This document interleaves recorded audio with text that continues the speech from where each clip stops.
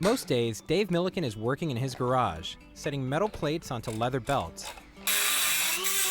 By his own admission, it can be tedious and time-consuming, but there are not many people who do what he does. What I do is what I call an oddball occupation. When he's finished, Milliken's belts will be seen by the more than 4 million people who watch pro wrestling on TV every Monday night.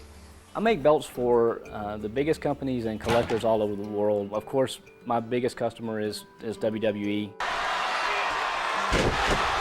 For the last 6 years, Milliken has been working with WWE to provide championship belts for larger-than-life stars like John Cena and The Rock.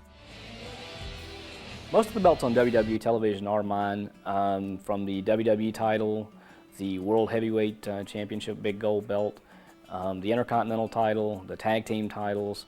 Milliken grew up in the 1970s just outside of Memphis, Tennessee, where wrestling legend Jerry the King Lawler reigned supreme. We had a few channels, not much else to do, and wrestling was a huge thing. So wanting to have something to kind of bragging rights with my buddies and stuff, the only way for me to have a championship belt was to make one, so that's what I did. His first belt was as basic as it gets. When I started making belts, I was making them out of cardboard when I was 13 years old. As he got older, Milliken never lost the itch to make title belts. I was in the Army. I worked in corrections for 5 years. And all this time, I'm doing belts on the side. Now Milliken makes belts not only for WWE, but for smaller wrestling and mixed martial arts companies and avid collectors from around the world. And as it turns out, the belt making business is pretty lucrative. I would say we probably turn out between 60 and 70 belts a year. I send belts all over the States. I do a lot of business in Canada and Japan with collectors. Milliken also spends a lot of time refurbishing old belts.